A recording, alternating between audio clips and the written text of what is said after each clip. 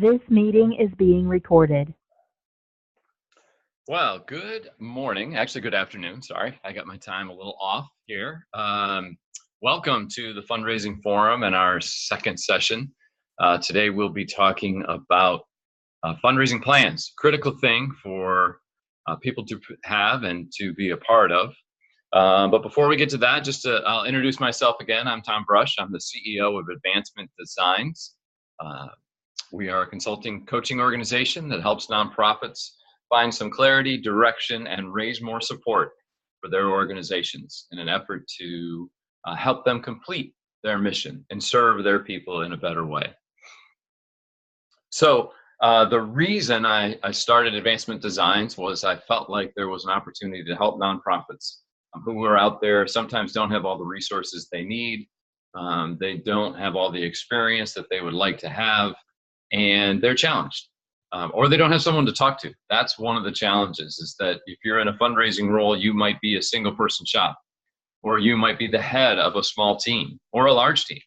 And you really don't have a peer who understands fundraising, who you can talk to about your challenges and your frustrations, or who you can bounce an idea off of. And I think sometimes that's the biggest challenge, is all these things go through our heads and we just can't figure out if it makes sense. And we don't have someone to ask, because we're not necessarily going to ask our boss, not going to probably ask our staff, since we're the expert. So we're here to help you figure that out. I mean, the fundraising forum, I thought, was a great opportunity for people to just get together, talk about a topic, answer some questions, give some people some live support, and provide just an opportunity to learn and to share about all the things going on within fundraising and within people's organizations. So we will get started here. Again, as I mentioned, the topic today is fundraising plans. And there's a lot that goes into a fundraising plan. I think some people think they have a plan, but they really just have some ideas that they've jotted down. They haven't done all the steps that they would need to do in an effort to really pull that plan together and give them a systematic approach as to how they're going to focus on their year and their fundraising efforts over that year. And so the more and more I was involved, and the longer and longer I was in my professional career in nonprofit fundraising, the more critical a fundraising plan was for me. It allowed me to really define our goal, our key goal, but then also to jump in and have other goals that evolved around how we were eventually going to reach that ultimate goal. It also gave me a great opportunity to talk with my team and make sure that they were working on things that were going to help us achieve our goals and objectives that would ultimately help us achieve our overall fundraising goal. And I think that gave everyone a sense of direction, a sense of buy-in into where we were going as a department, and then also work for them to move forward on their individual things, which would allow them to go off, and I didn't have to micromanage. They knew what they were supposed to do, and they could come to me with questions and concerns. So that's, I think, one of the real benefits of a plan. The challenge is sometimes is that, like many organizations, we spend a lot of time putting a plan together, and then it goes and sits on a shelf, or it sits on a computer, or it's just a bunch of words that we whiteboarded one day at a retreat, and then we didn't take the time to implement or review. And I think the reviewing part of it is a key piece. You have to be talking about your plan on a regular basis. One, to make sure you're implementing it the way you should be. Two, to ensure that you're seeing the success that you expected to have when you put the plan together. Because one of the challenges is that we might not be right. We put together what we think are going to be the steps that we're going to take to move forward to reach our ultimate goal, and sometimes they fall short. The fundraising event that you had planned was good, but you didn't get that lead sponsor, and so you fell $10,000 short of your goal. How are you going to make that up? What are you going to do? And you just not at the end of the year say, oh, yeah, we were short.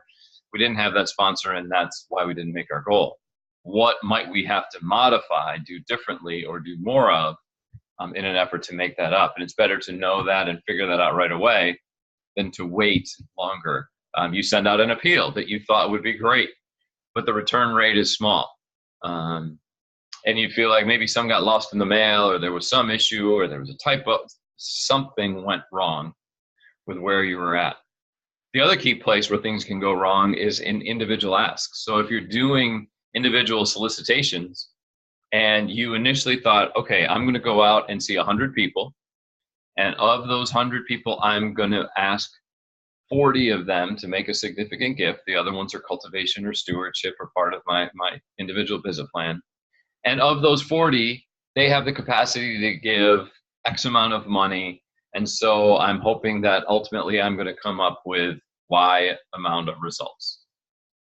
Well, the challenge is that the only thing we can control in that is how many visits we can see. And sometimes we don't control that because people don't get back to us. But at least we then can say, if they're not getting back to us, what's our strategy to try to set the meeting? If we're getting the meetings, but we're not getting the results, what's the conversation we're having? And do we need to change the conversations that we're having with donors to maybe get them to be more likely to make a gift? Or maybe the people who we thought would make a gift aren't really ready, or we don't know enough, or we don't know the right ask to have for them. So all of those things can be constantly being evaluated as we go along. And you might not just have time. Your thought was you were going to get to 100 visits, but this new event that you took on took way more time than you thought. There was a new project that your executive director wanted you to take on, and that took on a significant amount of time. And so I think there's always things that can happen that are going to impact the plan that we put in place. And so if we're not regularly checking it, evaluating it and measuring it, we're not going to necessarily know where we stand until we get to the end of the year and we're able to look back and say, oh yeah, we didn't meet our goal. Why? If we're continually looking at it, we have the opportunity to make some modifications before we get there. So one of the things that I've been working on, because I think it's a critical piece of building a plan, is what does a roadmap look like to put together an annual plan or a fundraising plan? And I think there's some significant steps that need to be looked at. And I was able to put together in sort of a graphic format what that roadmap looks like. And so what I want to do, if I can do this right, I want to share my desktop so that you can see the roadmap that I developed. So there you go. You should be able to see that. I shared that with everybody. Hopefully you can view it. But here are the steps that I think are critical to building your fundraising roadmap. The first, and I'll go into this, you'll have the opportunity to go to my website and download my sort of little plan, sort of the first step to building your fundraising roadmap. And it will go into a lot on this first step and why this first step is so critical. And if you don't take that first step and really focus on it, you're going to miss out. But you need to embrace your mission. You need to understand and know what that is, because ultimately that's driving everything you do. Then it's key that you take a look at your efforts. What are you currently doing? And are you able to measure what the return on that investment is? If you're not doing that, how do you know whether it's a success or not? So many times I've had events, and at the end of the event, we're like, oh yeah, it was a great event. People had a good time. It ran well. Things were smooth. So it was a success. Well, that's anecdotal evidence. You know, what is the real hard evidence of how much time did we take? How much money did we raise? Was it all worth it? Did we identify any new prospects? So unless we are taking a look at what we're currently doing and measuring it based on some, hopefully, goals, both monetary and non-monetary, how do we know how effective it is, which really becomes step 3, measuring those efforts and understanding where you are in what you're doing. And once you understand that, now you can have another idea of what are some new opportunities. Maybe a board member has a suggestion, your executive director, a volunteer, a donor, you came up with some ideas, or there were things that you identified when you measured your current efforts that might be valuable and might be a new twist on one of the things you're doing. Or you say that event that we do stinks and it just is not worth the time and effort that we put into it. So let's get rid of that. Well, what can we put in its place? Those are important pieces. So exploring and figuring that out now allows you to think about moving forward and what can you do. Step 5, critical, defining goals and your action steps. And you can be as detailed as you want in this, or you can be just have the broad overview and understand that you know exactly what that plan is, how you're going to measure it. Making sure your goals are SMART. And we'll talk more about that a little bit later with one of the questions that came in. Then it's important that you actually obviously have to take action. You know, we have to then go in and implement the plan that we have. And if we are not implementing it, we're going to run into some challenges because there are a million other things that are going to come in front of us and that are going to take up our time. But if we're not identifying what are those key things that we need to do to then help us reach our goals, we're going to struggle, and we're going to come down to the end of the year and be like, I don't know where I'm at. We're behind. How can we make this up in the last quarter? How can we make it up in the last month? And the answer is probably it's going to be very difficult, especially if you don't have a plan for what does that last month look like. And you're now sort of on the fly trying to build a plan to make up for a mailing that didn't go as well as you thought. You didn't get a gift from a corporation or a foundation on a grant that you thought was excellent. Your event was short. You know, it rained on the day of your golf tournament, and so you weren't able to do the silent auction. Well, now what do? You just lost out on potential revenue that you were planning on as a part of the revenue goal of that event. How do you then adjust to it? And finally, you need to gauge your success. And as I mentioned, too often these plans get set aside and they're not what A, looked at, but B, then how do we know whether they were a success or not? Did the things that we did have the return we expected? Why or why not? How do we measure that? So it's key to look at what was the success of the items. They may not all lead to a success to your goal, and that's helpful information that you can go back and adjust to. And then finally, and maybe most importantly, is celebrate. As you've reached the finish of the year, celebrate the successes that you had. There are enough speed bumps along the way, enough traps that are going to get in front of you, that if we're not celebrating where we had success, not only for ourselves, but for our volunteers, our staff, our donors, it makes for a really hard year, and you get frustrated, and we can't figure out how to then move forward because for whatever reason we haven't taken the time to celebrate what we had going on. So if you want to get this roadmap, which is a part of a little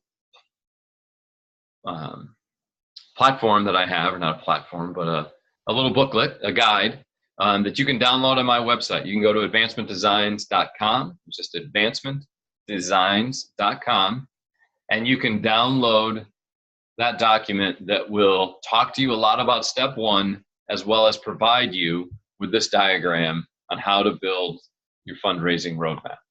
So with that, I'm going to stop the share. We're going to go back to this. And now I'm going to move into questions. We did have some questions come in that I want to answer. And so I'm going to take the time to go through a few of them. And then we'll see if our Spotlight coaching participants showed up. And we will then do some Spotlight coaching. If not, we can open the chat room to any questions or comments that people have. Excuse me. So our first question comes in from Susan. And Susan asks, we're a small organization that just does 2 fundraising events a year. Do we need a fundraising plan? Great question, Susan. And I think small organizations struggle with this all the time. And the answer to me, I say, is yes. Even if you just have 2 events, how do you make sure that those events are on track and on time? There's so many little steps that go into events that it's easy to fall behind and miss something unless you have a plan written out. So ultimately, you can have your goal. You can know exactly what is it that you want to do from those 2 events, because that's your fundraising plan, is those 2 events. So here is our goal. And I think you want to look at, as I mentioned, monetary and non-monetary goals, because there are things that you can do at those 2 events that can help you build an individual fundraising effort. an outreach, individual solicitations, and not just be stuck focusing on 2 events all the time.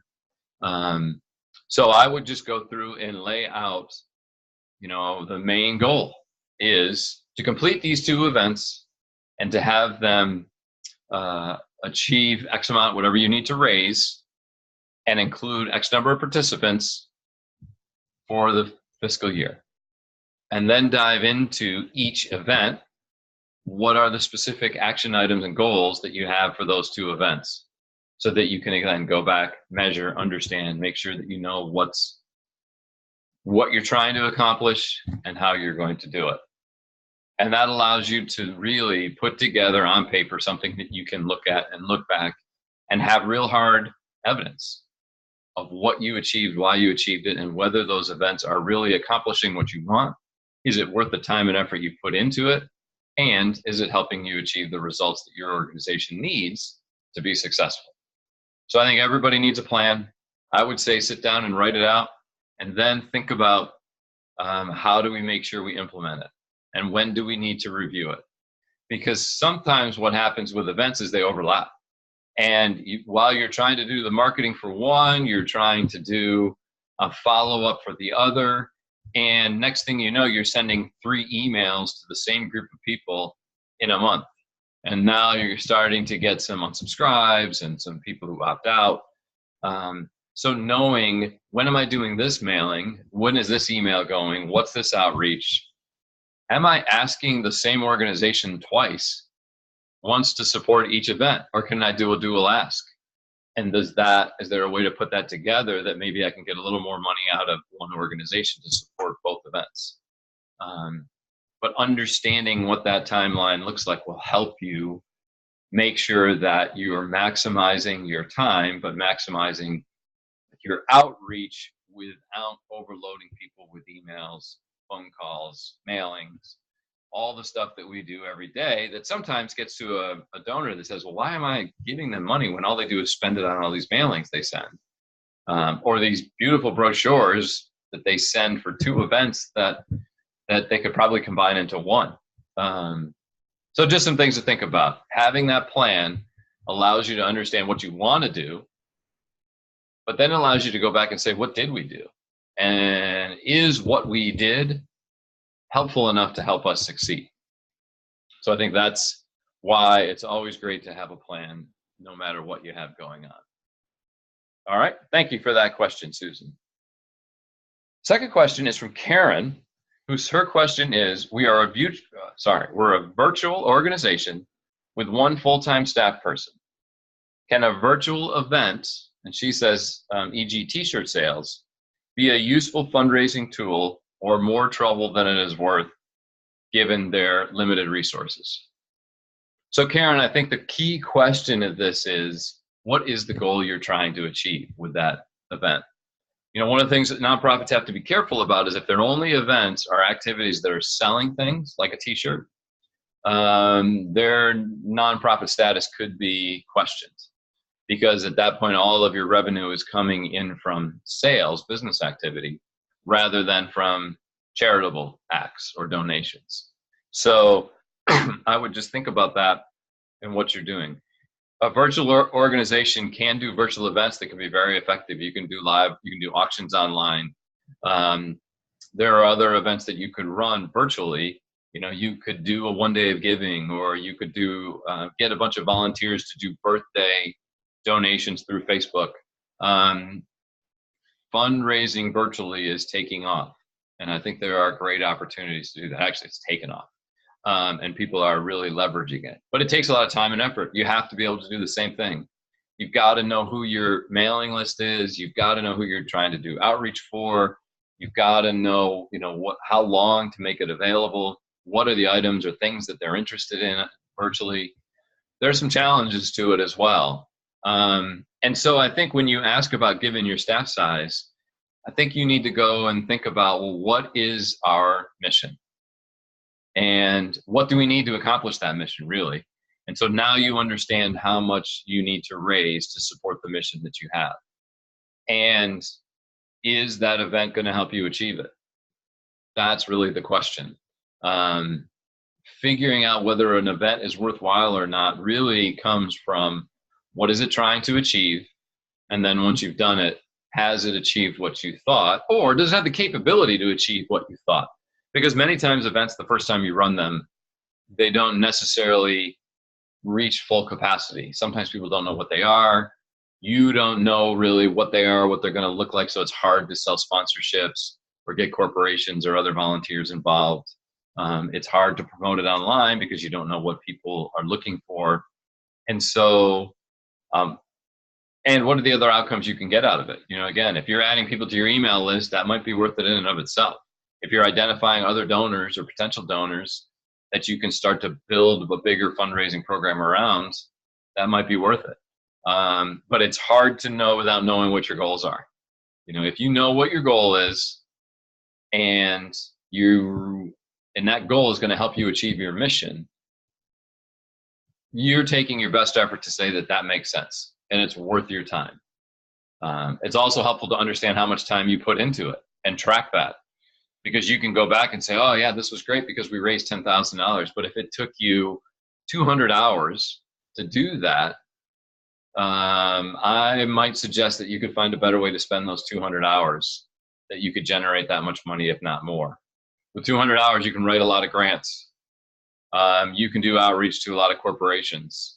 You can involve your volunteers and encourage them to invite their friends to other things. Lots of ways that you can spend that time. So to me, it's more about, do you know what your goal is? And not necessarily about how much, you know, since you only have one full-time staff member, whether that's a good use of their time. I think it's important to know how are you spending your time? So in your plan, and this is something that I haven't mentioned, but I think it's a critical part of it, is to go into how much time each component or each goal you need to spend on. It all needs to end up equaling 100%, because we only have 100% of our time to give. So how much of that are you spending on this? And then again, is that enough to get the return on investment you need to meet your overall goal? I think those are key questions to ask. And that will help you make a decision on whether or not that event is worthwhile, and if it's worth your time and effort. But if you don't understand how much time you think it's going to take, and you don't know what the outcomes are on the back end that you're trying to achieve, it's hard to just sit and make a decision on whether or not any type of event or activity is worthwhile. Hope that's helpful, Karen. All right. Judith's question: we're a new nonprofit. How do we start building a fundraising plan? Well, you can go back to the 7 steps that I showed, or you can do something very simple. If you just define your mission, define the mission of the organization, and within that, what role does fundraising play? And, you know, as we know, many times we can't run programs without fundraising support. And vice versa, we can't really it's hard to go out and ask for money unless we have programs to show progress and impact on our constituents and on the community we're trying to serve. So once you know what your mission is, now you can look at how much do you need to raise to support that mission. And then you start to break it down on what can you do. And really, there's only a handful of ways that you can go about generating resources. But it's helpful to know which you want to participate in and which you don't. So events is the probably number one thing that nonprofits do. What event can you run? Understanding the market, how saturated it is, what other organizations are doing, what they've been successful at in your area. All those things are important. And so you can sit and look at that and have an understanding of where does events fit into your schedule. What about individual giving? Are you going to do individual asks, do personal outreach? Again, understanding what's your capacity and how much time you have to put towards that capacity, you can understand where that fits. And you can do the same for corporate and foundation relations, and other opportunities to generate support. So my feeling is the sooner you start using a plan, you develop the appropriate habits so that as your organization grows, you're continuing to every year evaluate what you've done, identify whether or not there are new things to add or to take away, set goals for those things, evaluate where you are with those goals on a regular basis, and then implement what you're doing. And if you start doing that now, you'll be amazed at how easy 3 years down the road you'll look back and say, wow, this is great. It's so helpful. We have a plan. We know where we're having success and where we're struggling, how much time we're spending on something, what's a good event, whether we're meeting our results or not. And ultimately, you'll also be able to figure out if the things you've decided to put into your plan are helping you reach your overall fundraising goal. Those things are important, because if they're not, then you're not really helping serve the mission of the organization. And you need to just adjust. But unless you have a plan that you're going to figure out whether or not it's working, you're not going to really know, and you'll just make adjustments based on assumptions, not really based on data. And I think that those are difficult. And sometimes you can make mistakes if you're just going on assumptions or on anecdotal evidence. But when you have data to back up what you're doing and why you're doing it, it makes a lot of conversations easier. And you can get others to understand, why are you spending more time on individual giving rather than on another event? Or maybe it's why we spend so much time on this event because of the return that it generates. That's important too. So I would say yes, all nonprofits, brand new or experienced, should really have their plan, know exactly what they're going to do. Everybody around them knows what they're going to do. Their supervisors know what they're doing. Their board knows. And now you move forward on it. And then you can go back and evaluate it. Sometimes it's a good plan and sometimes it's not. That happens. And sometimes we can control that and sometimes we can't. So that would be my answer, Judith. Thanks for the question. Next one is from Jamie. And Jamie writes, how do I go about setting goals for my plan?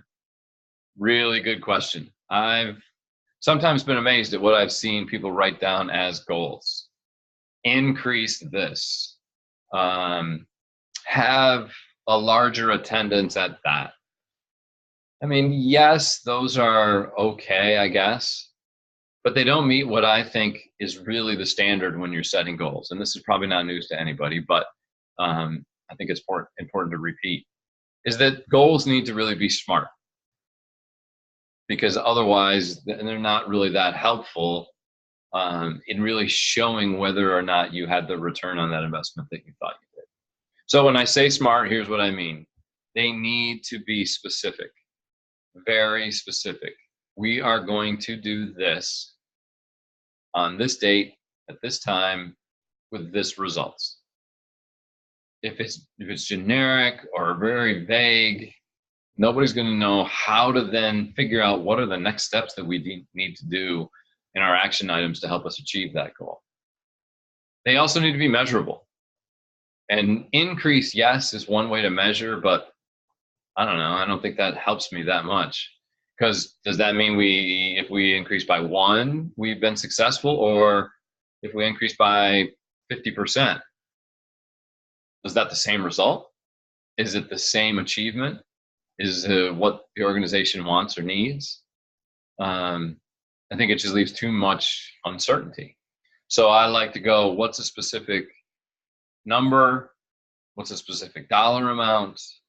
And it can be a range. I used to love to use ranges because I knew that stuff comes up. And even with your best laid plans and all the outreach you potentially do, you might not get to, your goal, which might have been great, was 150 visits. Sometimes it just doesn't happen. People say no. They don't respond. A project takes more time than you thought. All of those things can get in the way. And so I think making sure that it's measurable is important. Realistic is probably the number one pet peeve I have when I look at goals. When I see an organization that says increase total giving by 10%, my next question is, why did you pick that number? Now, if there's a really good reason of why we need to increase it by 10%, fine. But typically it's just like, oh, that sounds like a good number to increase. And if we could do that, that'd be great. Well, what is that taking into account?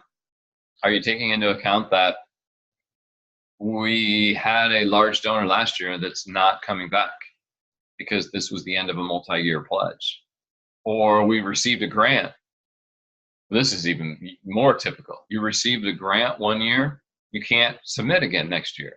So that wonderful programmatic $50,000 grant that you just got, you can't submit. That doesn't follow in their guidelines.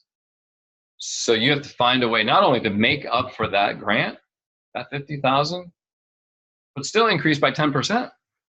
So I think when you just throw random numbers out there, you're not necessarily looking at the reality of the situation and where you're at. And you're just picking a number because it seems like a nice number and it seems like something that should be achievable and doable, and that doesn't really help.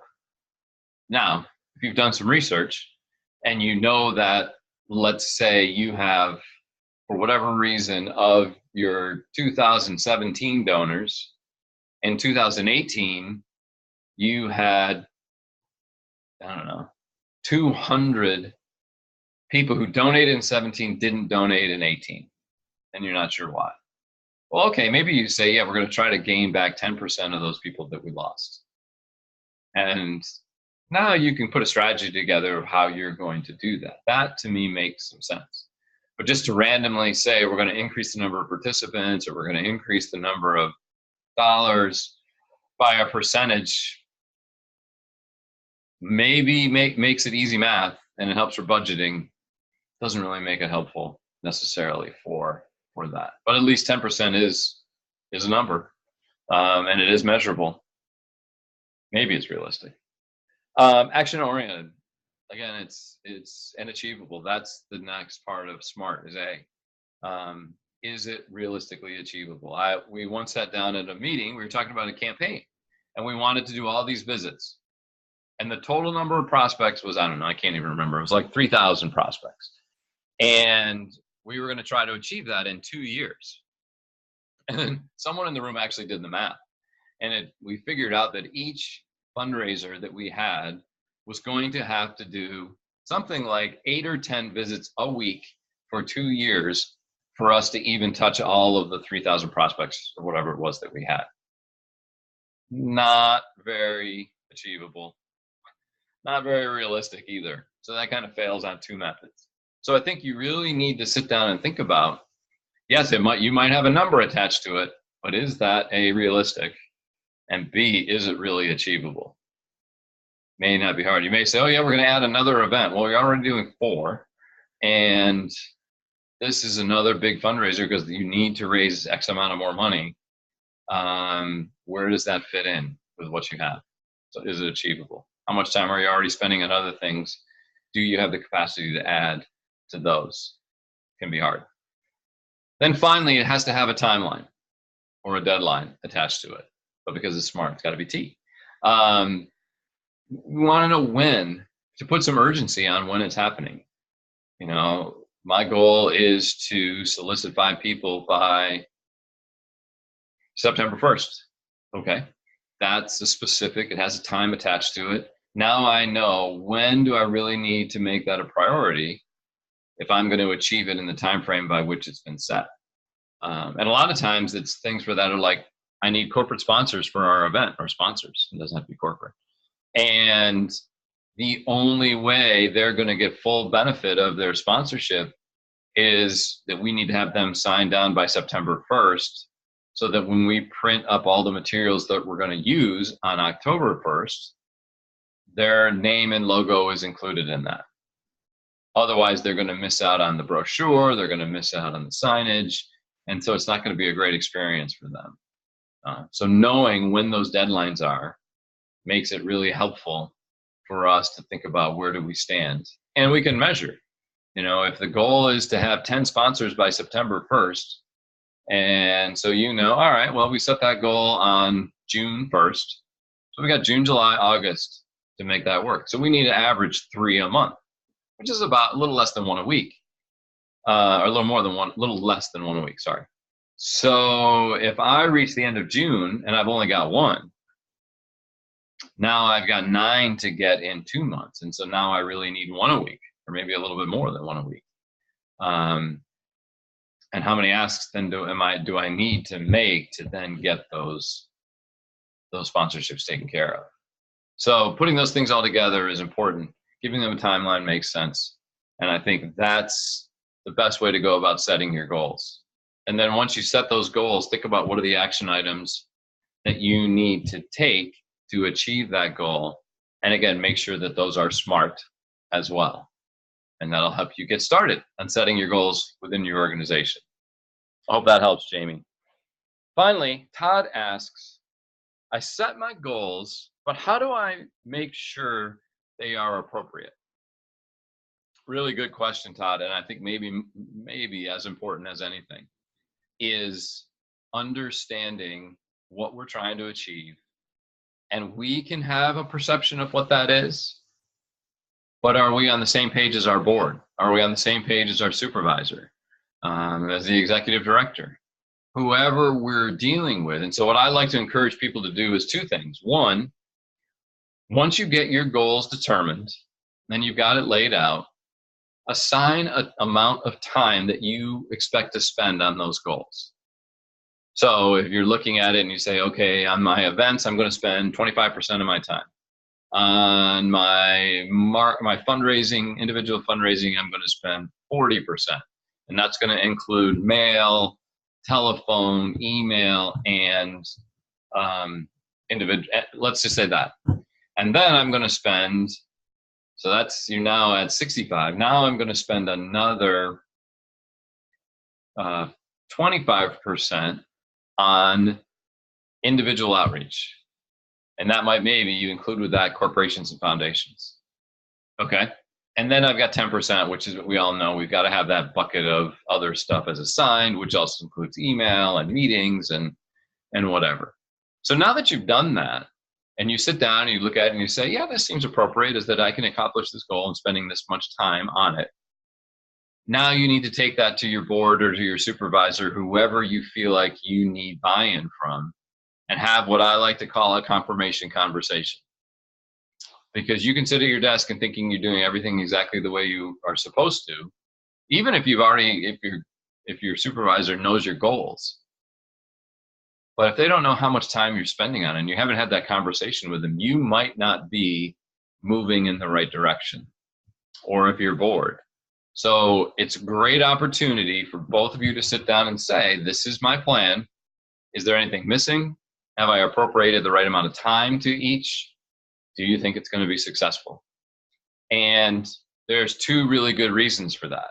One, you get verbal confirmation, and I might even suggest giving a place for them to sign off to say you've had this conversation, so they know exactly what your plan is and where you're headed.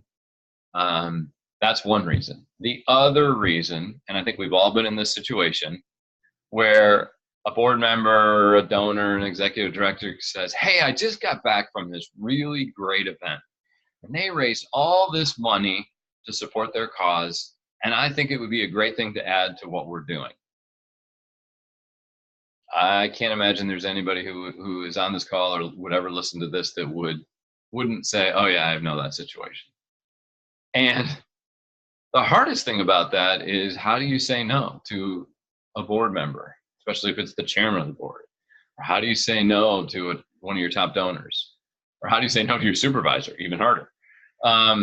But because you've had this confirmation conversation, you can say to those people, well, when we sat down 3 months ago and we went through what is our annual plan, we assigned 100% of my time to those things. I don't know if I'm going to take this on, and maybe it's a really great idea. What are we giving up? What are we going to go back and say, you know what, this is more important than any of these other things that we spent the time and effort to put together in our plan? Now, maybe it's true. Maybe it is a great thing and it's really worthwhile and the right pieces all fall together and you need to do it. But then you need to go and figure out, what are you pulling out, and make sure that everybody's on the same page about that. because I think what ends up happening is we all tried to add more things to our plate, and then unfortunately none of them get done the way we hoped they would. And we skimp time on other things that are important so that we can bring on this other important thing. And one of the things I love, one of my favorite thoughts is, if everything is important, nothing is important. So if everything is gonna make a difference and we need to focus on this, how do we ever prioritize? And I think that's important, which is again why you assign a time value to them, because we're prioritizing our time and how much of that is going to be spent, because our time is limited. Or you're going to go home every night with a stack of things you have to do, or emails that you've left unanswered because that time that you normally had for answering emails is gone because you've been taking on this new thing. So you can be open to taking on something, but at least you've had the conversation and people know your plate is full. To take on something that they think is important, you have to figure out what you're going to give away or turn back. Or say, you know what, it sounds like a really great idea. Our planning for next year is happening in 4 months.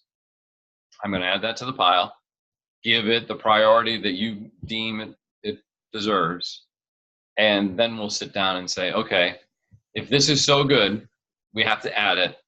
What of the things that we currently doing, are we going to take away that maybe has not been as successful as we thought, or at least shelve it until we figure out either how to add more people or find more time, which that's hard to do,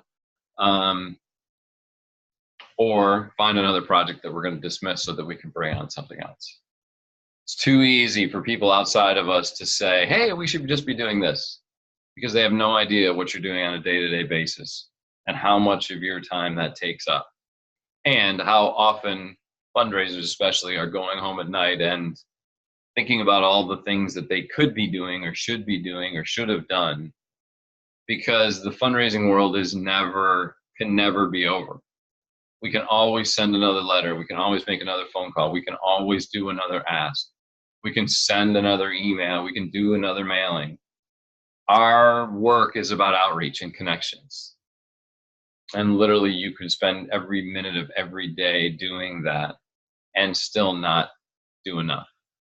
There's another corporation out there to talk to. Maybe there's another foundation to submit another grant to. So if you're not prioritizing and getting approval on that priority, what you're doing, you will easily be overwhelmed. And I've been there. Know exactly what it's like. I would go home at night and I would be answering emails at 11 o'clock, 11 to midnight, answering emails, doing proposals, doing things for the next day. And it was okay. And I did it because I felt like I needed to do it.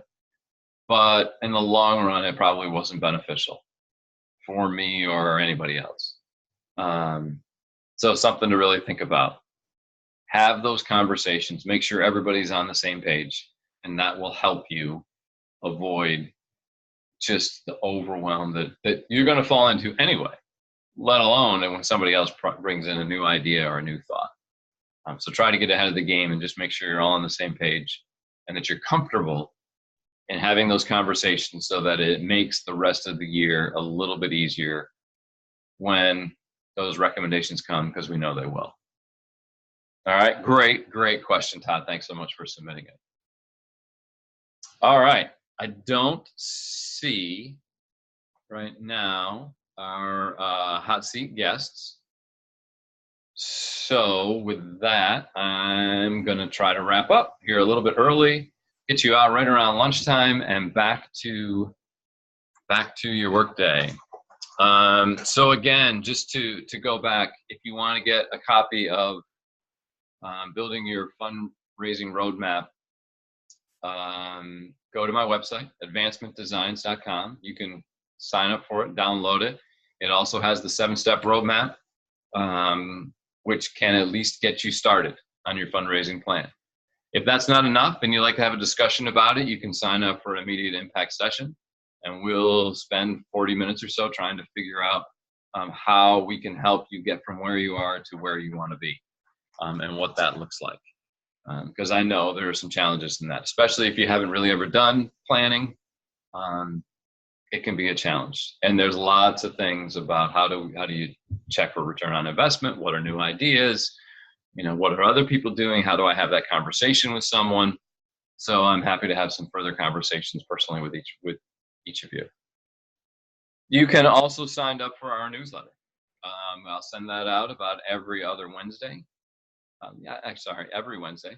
And just little tips and tricks that I've learned over the years that I want to share with you. And finally, you can sign up and submit your questions for the fundraising forum. Our next one will be on June 11th. Again, it'll be at 12:15 p.m. Eastern Standard Time, right here on the Zoom channel. And next time we're going to be talking about professional development, something that I think is key for fundraising organizations and fundraisers, especially fundraisers. As fundraisers in nonprofits, tenures are shorter and shorter all the time. We need to constantly be thinking about our own professional development and how do we figure out what our next steps are going to be. What do we need to achieve those next steps, and how do we get there?